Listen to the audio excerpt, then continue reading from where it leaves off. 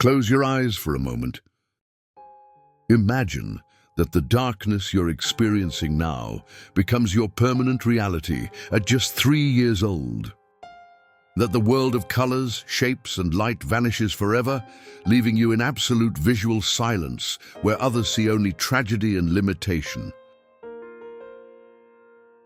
Now imagine that from within that darkness, you discover a completely new way of seeing the world. Not with light, but with sound. Not with eyes, but with mind. This isn't fantasy or spiritual metaphor. This is the real story of Ben Underwood, a boy who transformed blindness into a form of vision so extraordinary that it challenged everything we thought we knew about the limits of human perception. His life forces us to ask, what does it really mean to see? And what hidden capacities might be sleeping within you right now, waiting to be awakened by necessity, determination, or simply the curiosity to explore the impossible?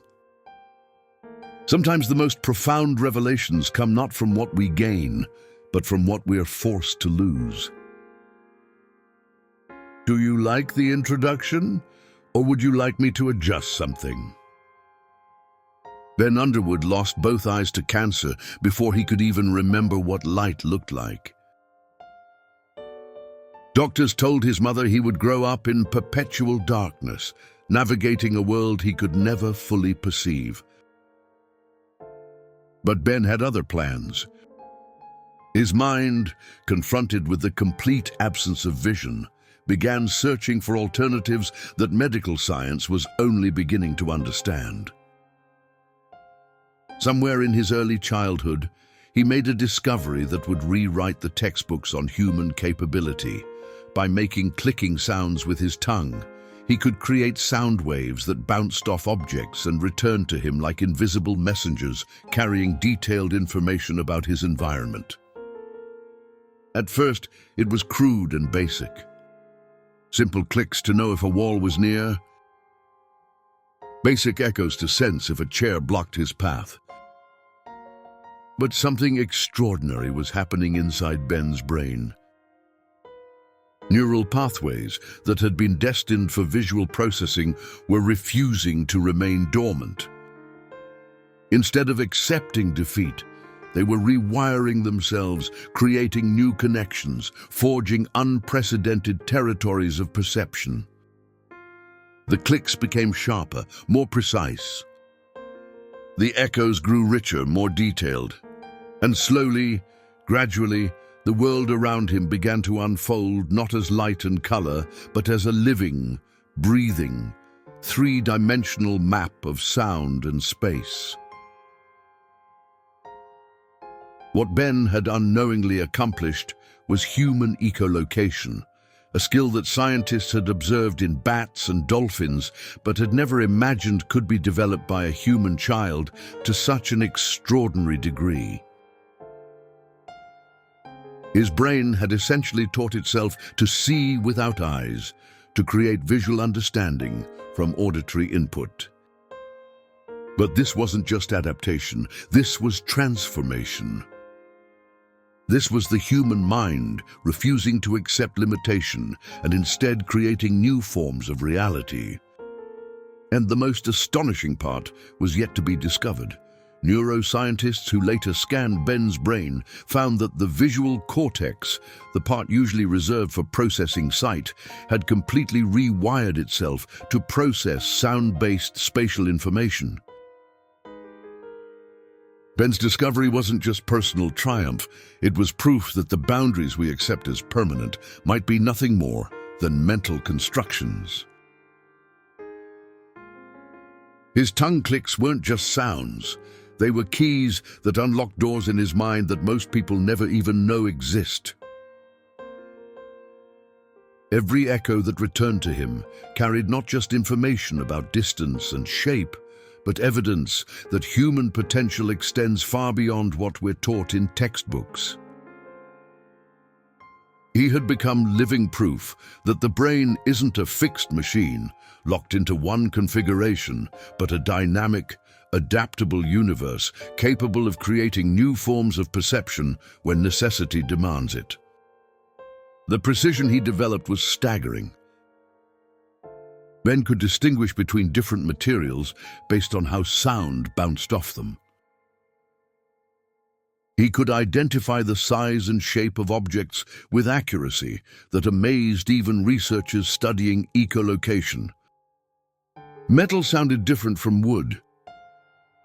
Glass created different echoes than plastic. His auditory world became richer and more detailed than most people's visual world.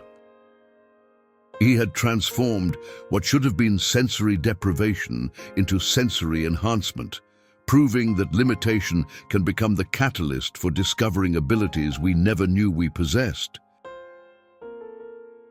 But perhaps the most remarkable aspect of Ben's development wasn't the technical achievement.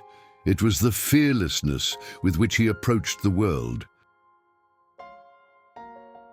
While others might have retreated into the safety of familiar spaces, Ben ventured forth with curiosity and confidence. He understood intuitively that his new form of vision required practice, exploration, and courage. Every new environment was an opportunity to refine his skills, to push the boundaries of what his sound-based vision could accomplish. He was conducting daily experiments in human potential, redefining what it means to perceive reality. The transformation wasn't just neurological, it was philosophical. Ben had stumbled upon a truth that mystics and philosophers had hinted at for centuries, that reality extends far beyond what our conventional senses can detect. His clicks and echoes had opened a doorway to a parallel universe of perception, one that existed all around us but remained invisible to those who relied solely on their eyes. He was living proof that there are multiple ways to experience the same reality, and that what we call normal perception might be just one limited slice of a much vaster sensory spectrum. Ben didn't just adapt to his blindness, he transcended it so completely that the word disability became meaningless in the context of his life. He rode his bicycle through neighborhood streets with the confidence of someone who could see every obstacle, every turn, every potential hazard. Watching him navigate was like witnessing a master musician play an invisible instrument, creating melodies of movement that flowed seamlessly through space.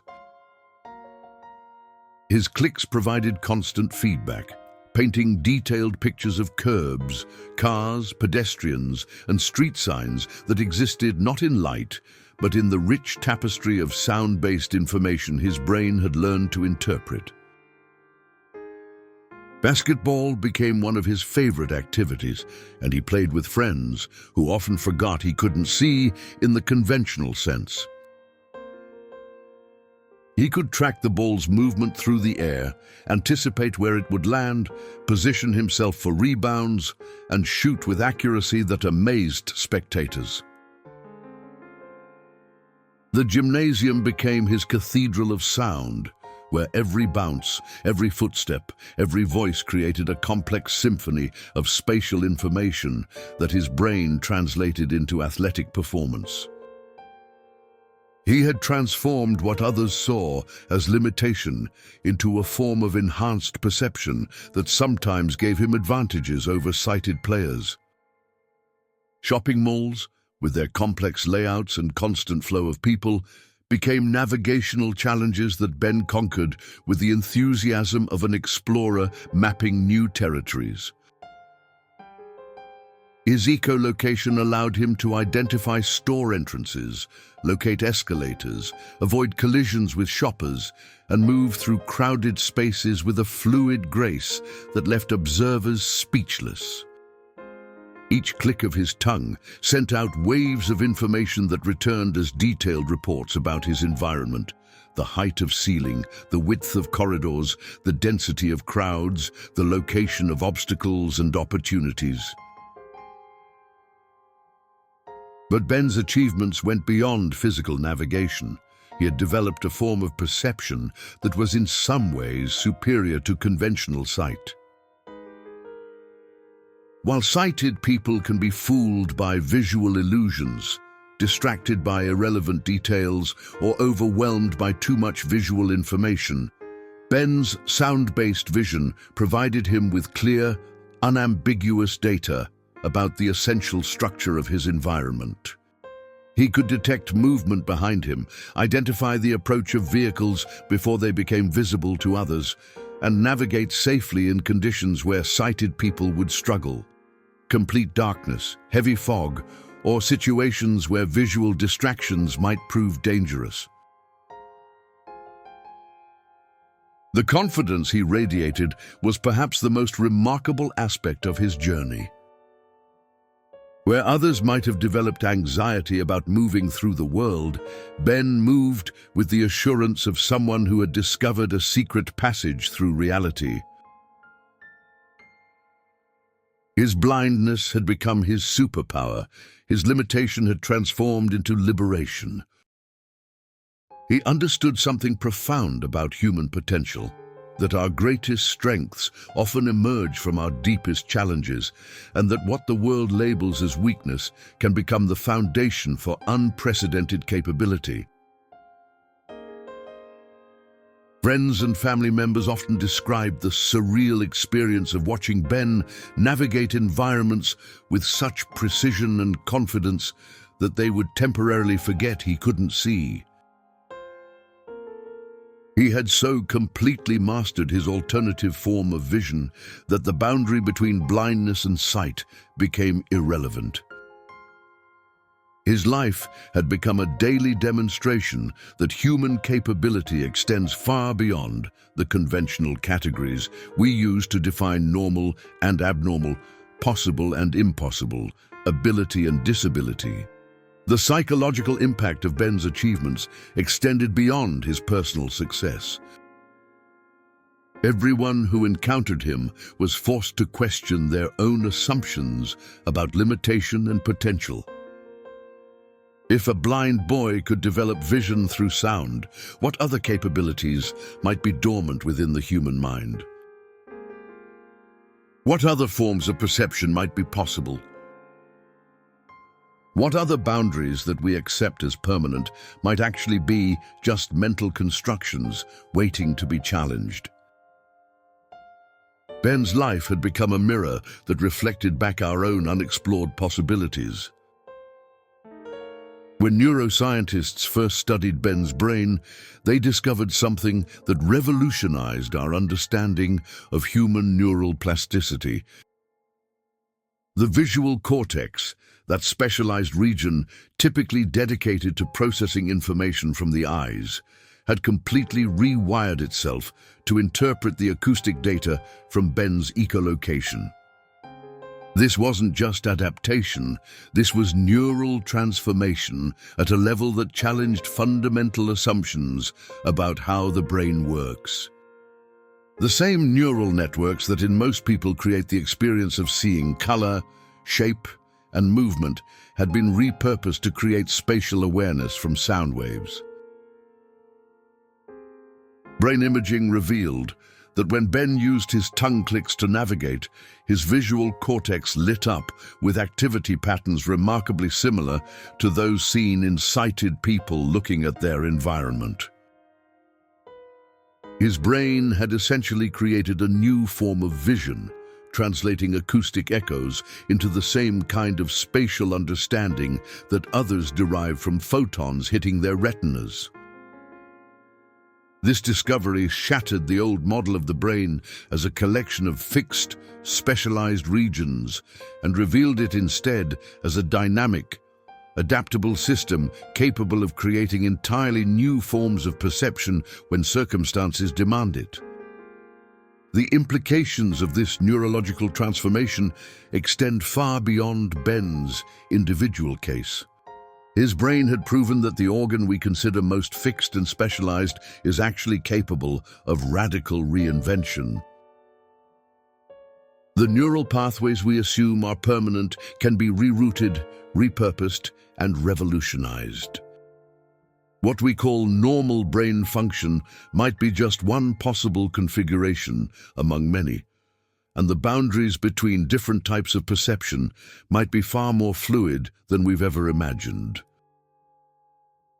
Ben's visual cortex had become a translator, converting sound into the language of sight. Research into Ben's abilities revealed that his form of echolocation was far more sophisticated than simple obstacle detection. He could identify the texture of surfaces based on how sound reflected off them, distinguish between different materials with remarkable accuracy, and even perceive details like the size and shape of objects that weren't directly in his path. His brain had developed what scientists termed flash sonar, the ability to construct detailed spatial maps from brief bursts of sound, similar to how a camera captures a complete scene in a fraction of a second. The precision of Ben's echolocation challenged everything researchers thought they knew about the limits of human sensory capability.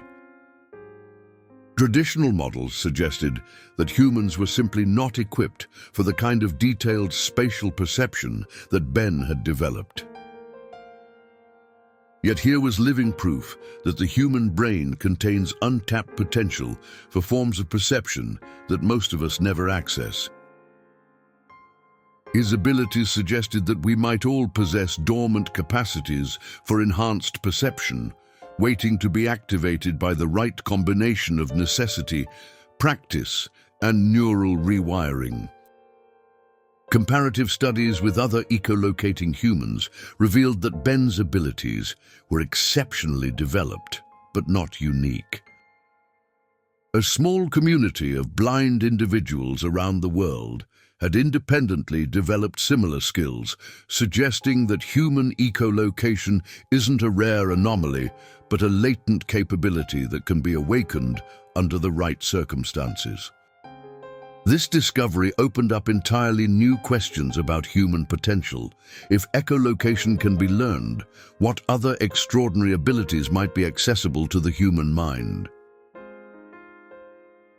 The neuroplasticity demonstrated in Ben's case has profound implications for understanding recovery from brain injury, the treatment of sensory impairments, and the development of human potential in general.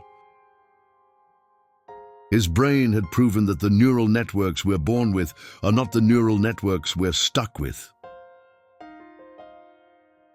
The mind is far more adaptable, far more capable of transformation than traditional models suggested. Ben's life had become a roadmap for understanding how limitation can become the catalyst for discovering capabilities that normal circumstances never reveal. Ben's extraordinary abilities force us to confront fundamental questions about the nature of reality and perception that philosophers have grappled with for centuries. What does it truly mean to see the world? Is vision simply the detection of electromagnetic radiation by specialized organs, or is it something deeper, the mind's capacity to create meaningful understanding of spatial relationships and environmental structure? Ben's life suggests that sight is not about eyes and light, but about the brain's ability to construct coherent models of reality from whatever sensory information is available. If a blind boy could recreate the essential functions of vision using sound waves, then perhaps our entire understanding of sensory experience is far too narrow. Ancient wisdom traditions have long spoken of forms of perception that transcend the conventional five senses: inner sight, intuitive knowing, expanded awareness.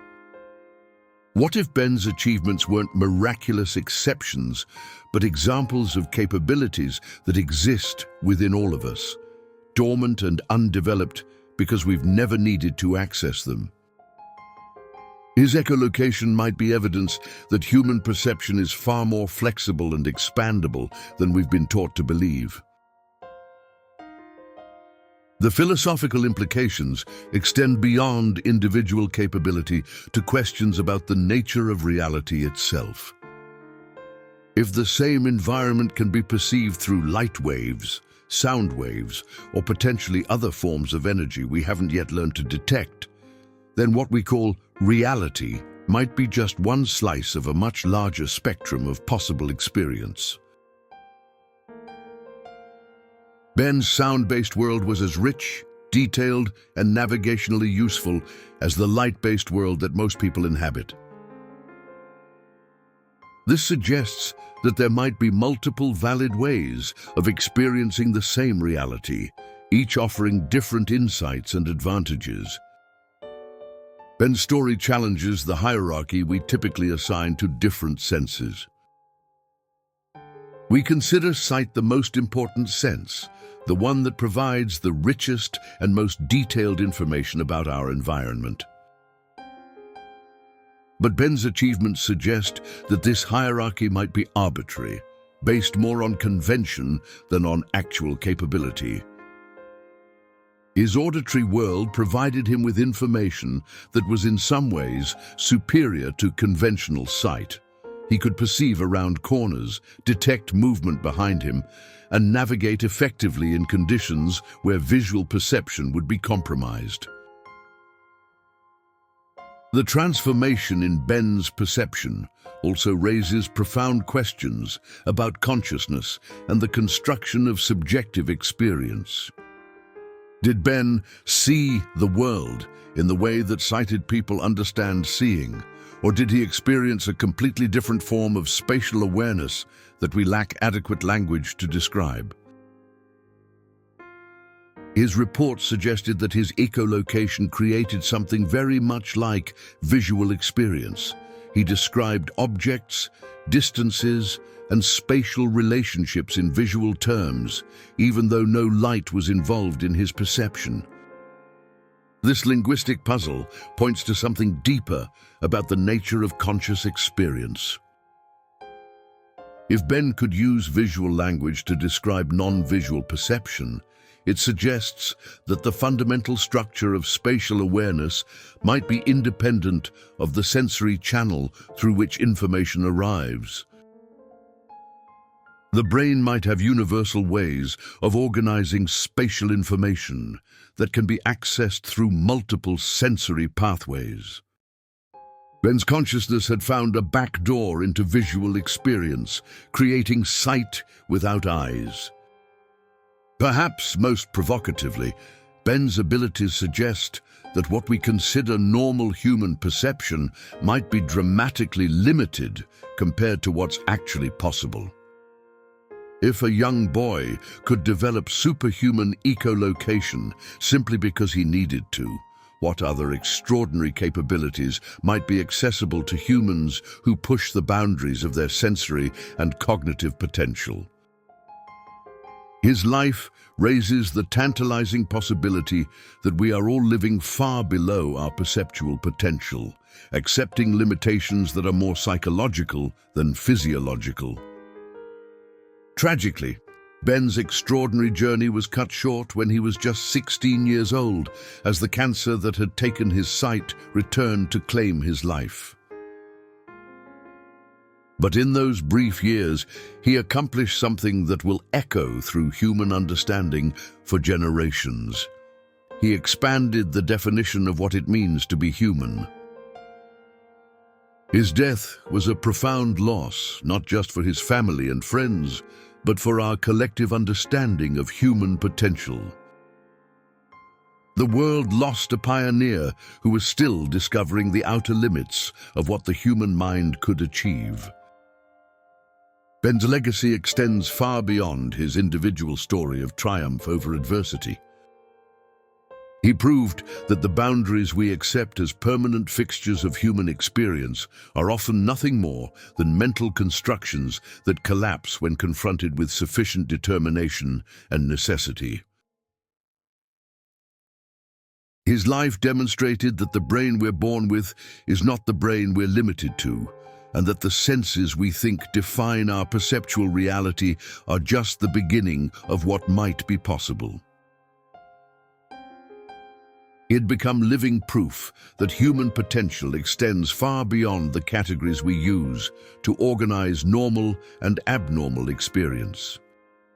The scientific impact of Ben's abilities continues to influence research into neuroplasticity, sensory substitution, and the development of assistive technologies for people with disabilities.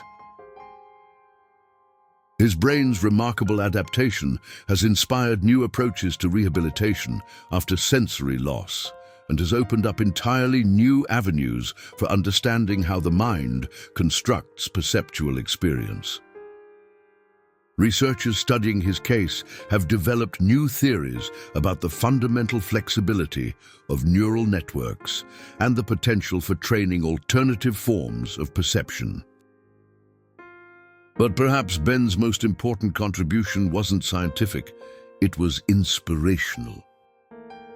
His life posed a challenge to everyone who encountered his story. If a blind boy could develop superhuman echolocation, what extraordinary capabilities might be sleeping within your own mind? What limitations that you've accepted as permanent might actually be barriers waiting to be transcended? What forms of perception, creativity, or problem-solving might become available if you pushed your own boundaries with the same fearless curiosity that Ben brought to his exploration of sound-based vision? Ben's story isn't ultimately about blindness. It's about vision in its deepest sense. The vision to see beyond conventional limitations. The vision to imagine new possibilities for human experience. The vision to transform what others see as weakness into unprecedented strength. He had developed not just echolocation, but a form of perception that was in many ways superior to conventional sight. His legacy reminds us that our greatest achievements often emerge not from our advantages, but from our willingness to transform our challenges into catalysts for discovering abilities we never knew we possessed. The questions Ben's life raises continue to resonate. Are you truly using the senses and capabilities you already have? Are you living blind to your own potential, even with your eyes wide open? What extraordinary abilities might be waiting to be discovered in the unexplored territories of your own mind? His 16 years on Earth had proven that the answer to human limitation is not acceptance, but transformation. Not resignation, but the courage to explore the impossible until it becomes inevitable. In a world that often defines people by their limitations, Ben Underwood lived as proof that limitation can become liberation. His story challenges us to reconsider not just what we think we know about blindness and sight, but what we believe about the fundamental nature of human potential. He didn't just learn to navigate without vision. He developed a form of perception that was in many ways superior to conventional sight, proving that what we call disability might sometimes be an invitation to discover abilities that normal circumstances never reveal. Ben's legacy isn't just inspirational, it's revolutionary. He proved that the human brain is not a fixed system, but a dynamic universe capable of creating entirely new forms of reality when circumstances demand it. His echolocation wasn't just adaptation, it was transformation. It was evidence that the boundaries of human perception are far wider than we've been taught to believe, and that extraordinary capabilities might be sleeping within all of us, waiting for the right combination of necessity, courage, and persistent practice to awaken them. The most profound question Ben's life leaves us with is this: If a boy who lost his sight could learn to see the world in ways that transcended conventional vision, what impossible things might become possible in your own life? What limitations that you've accepted as permanent might actually be invitations to discover capabilities you never knew you possessed? If this story opened your eyes to new possibilities about human potential, subscribe to the channel and hit the notification bell. Because in a world that too often focuses on what we can't do, we need more stories about what becomes possible when we refuse to accept limitation as the final word. Do you like the conclusion, or would you like me to adjust something?